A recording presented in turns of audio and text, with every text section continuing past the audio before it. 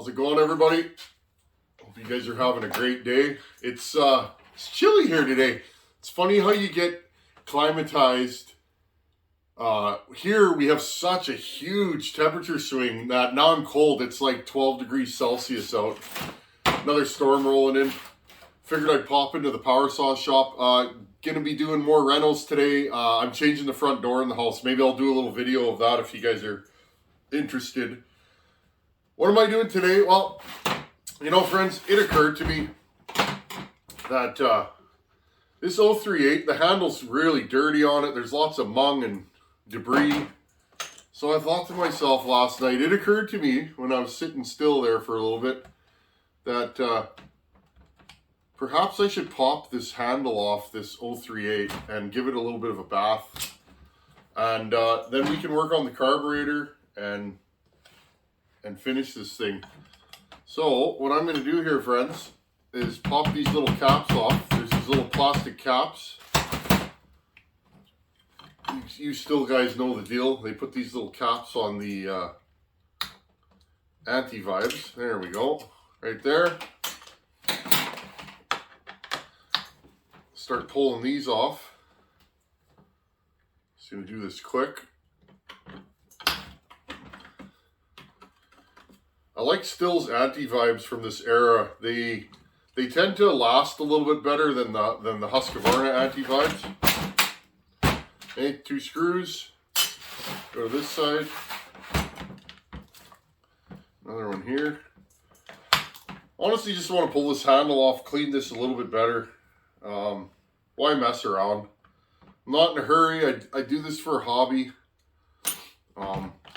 I still don't take many builds, and I took the other one off here. Pull this plug off. I always plug my ports after I put a cylinder on, just in case. You never know. I've taken saws apart that bugs actually made their way into the cylinder. Do that. Impulse line, which is a new one. See if we can get that off. We'll do this in real time. How you guys doing today? I feel pretty good today. Took the day off yesterday. I've been going pretty steady on the rentals, so it was nice. It was nice to take a day off today. That's for sure. Now, I don't even want to pull any of these wires or anything off. I just want to have a look.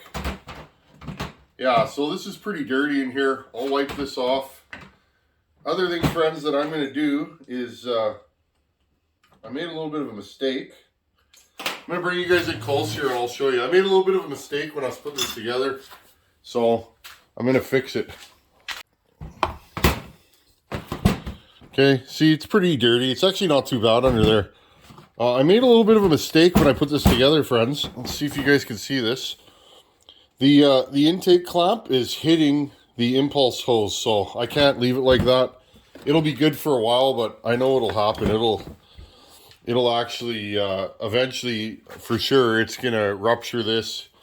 So I'm gonna take the intake off and spin the clamp around. I'll do that off video. Okay, I changed my mind. I pulled that wire off. Yeah, this clamp goes on the top. Again, I'm a jack of all and a master of none. There we go. See, I installed it down, friends. I'm going to put it this way, okay? Pop it back onto there. Make sure there's no dirt or debris. Okay.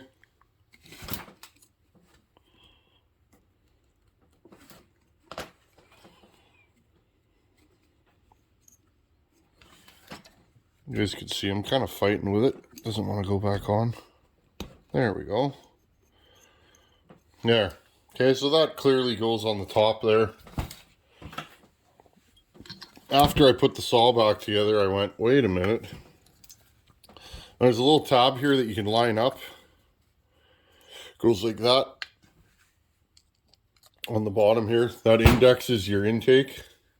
Okay, now I'll just hold this clamp center and put it back together. As you guys can see, I already split this hose a little bit putting that on, so I didn't realize till I was done. So we'll cut a new length of hose and replace that. Okay, I'm going to clean up this handle. We need a new fuel filter in it, so we'll do that too. Just showing you guys the little odds and ends of building a saw. It's not just about porting, and I mean, sometimes you're not going to port the saw. But port it or not, this stuff's important. You got to go over everything. Look, make sure this is still spongy like it is. Okay, make sure everything's good. Your anti-vibes aren't cracked. It's this is the stuff that makes an actual usable saw. Everything I build is for cutting in the woods. It's for doing work. Yes, they are toys, but they're work toys. They make work funner. Okay, I'm going to cut a new length of hose. Okay, new impulse hose. Your impulse line is right here. I'll just slip it on there all the way. There we go. Okay, next is this right here. Now, this saw had no fuel filter on it. I don't know if somebody popped it off in the bush. Remember, this tank just reeked like old gas.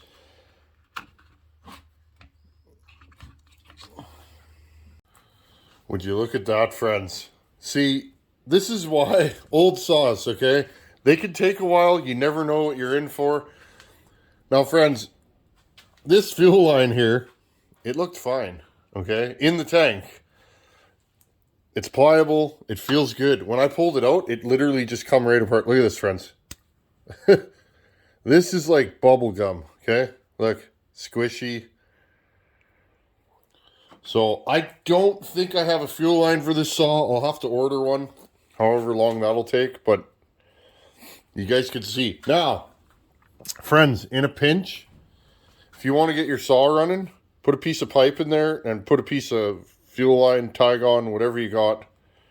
Okay?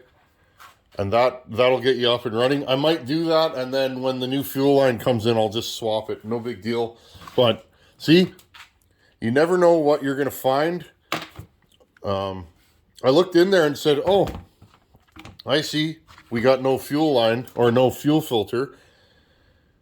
But the fuel line's like, look at that. It feels like tar, friends. Look at that. Completely broken down. This was sitting in that rancid gas. So there you guys go. That'll hold this project back a little bit. But again, I can rig it back together. Maybe I'll even show you guys. Okay, friends. Well, I do not have a suitable piece of pipe to rig up that fuel line. I'm looking around here. I guess I used all mine up, so it is what it is, right? I tried a 266 fuel line in that hole. It's slightly too small, so that's not going to work. So, friends, you guys always ask me, and I'm not bashing any brands, but you guys always say, a lot of you, why don't you work on Stihl, Tin Man? Let's talk about that. Okay, friends, well, we're kind of dead in the water. I don't have a piece of pipe to tie these together. I'll have to go online when I'm done here and order a couple of fuel lines. When I need something and it's something I don't generally carry, I'll order 2 or 4 of them depending on the price, and then I'll just stock them. So lots of 038s around here. I'm sure I'll get another one. Little bit of a gripe for me though, friends, is that often I don't work on Stihls very often, so I guess that's kind of why it's a gripe for me. But often when I get a Stihl in here, the fuel line will be broken or cracked. The Stihl fuel lines tend to not do very well with our ethanol fuel. I tend to see that more in Stihls, and I don't know why. Maybe who knows, right? Maybe the Husqvarnas I get in aren't run on ethanol fuel. But a little bit of a gripe for me is I don't stock proprietary fuel hoses really for anything. There's a couple of models I work on that I do, but most of the stuff I work on, you can just pull a piece of Tygon through and call it a day. So this project, we'll keep working on it, but we need a fuel line. So I'll have to go online and order one. And we'll keep going. I'll plug this intake. I'm glad we figured out that this clamp was on upside down. Some of them are top and some of them are bottom, if I remember correctly. I think 026s are on the bottom. I can't remember, friends. It's been a while since I've worked on a Stihl, to be honest with you.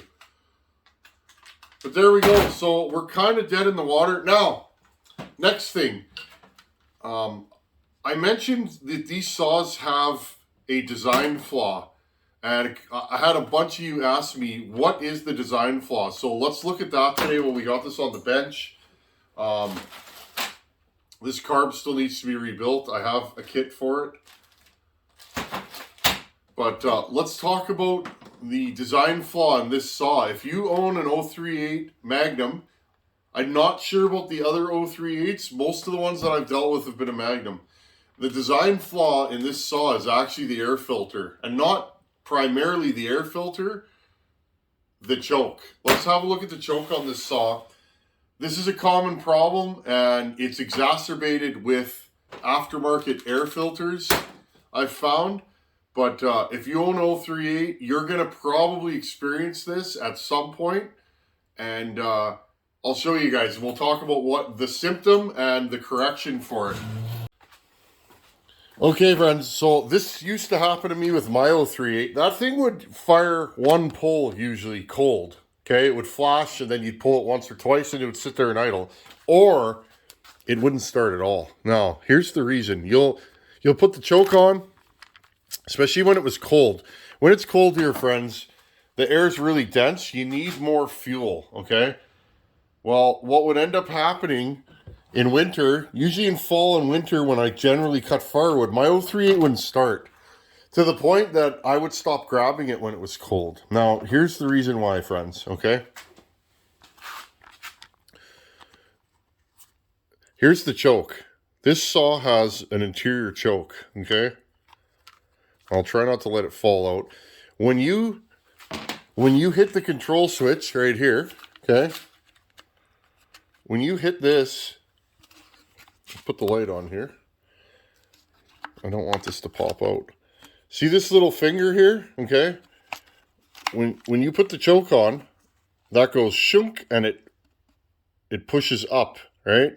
Okay, this little piece. Now, here's the air filter. When it pushes up, it does this, okay? This piece here, and I'll put these are nice filters. You can take them apart in half and then just go like this. Clip them back together.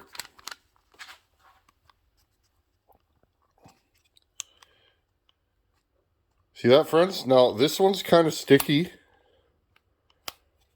Okay? When you put it back together, you make sure that that's seated properly, but there's a lot of tension on this. So when you push the choke, what actually happens is that flap covers the inlet of the air filter. Notice, big carburetor, there's no choke on this, okay?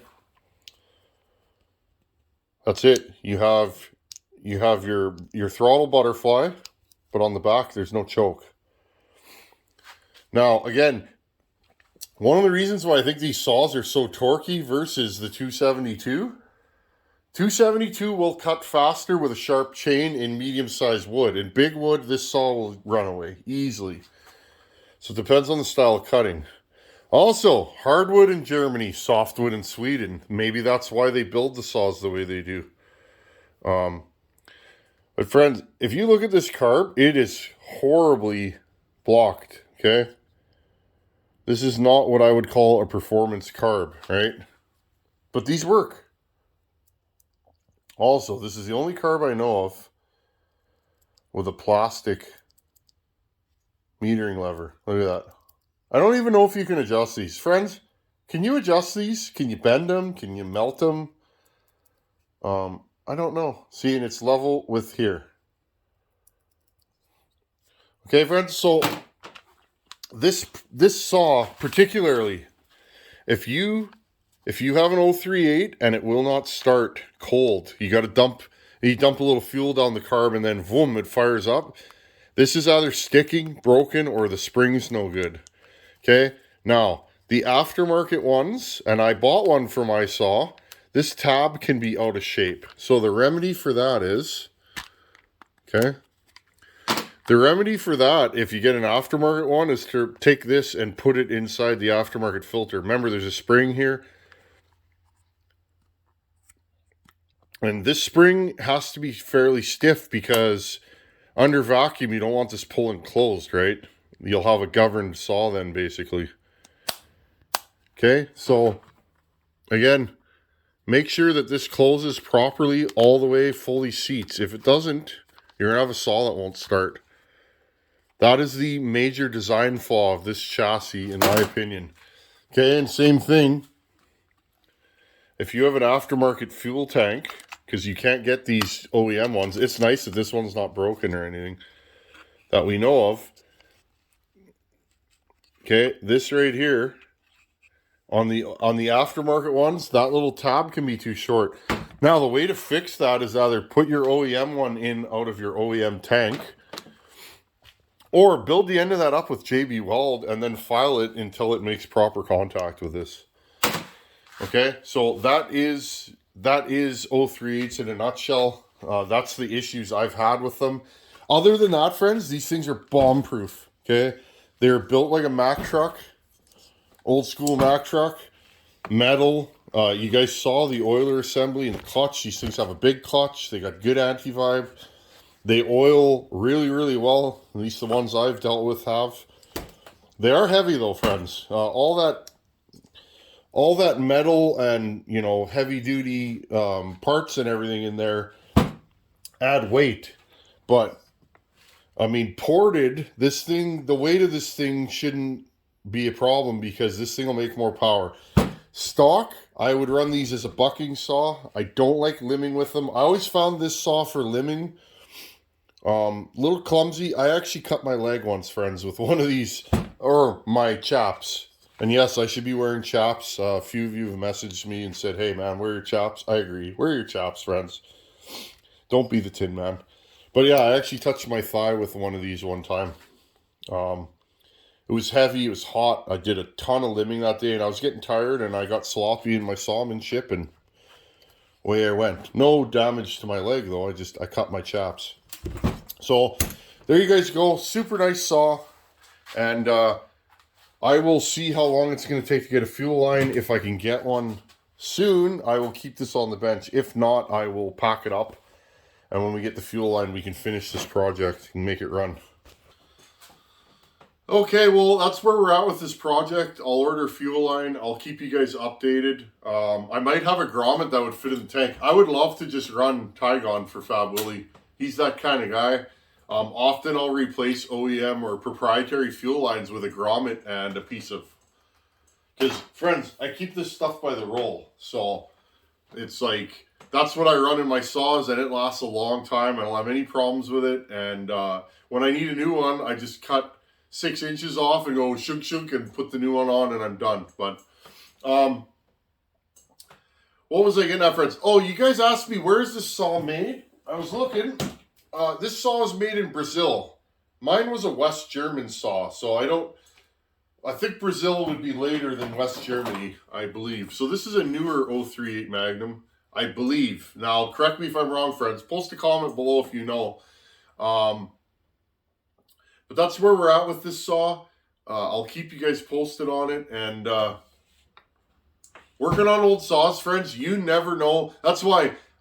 because I'm a vintage power saw man, it would be hard for me to take a million builds, because you can never, anytime I get an old saw in here, whether it be from Buckin or one of my buddies or whatever, I never know what I'm going to find broken in the saw.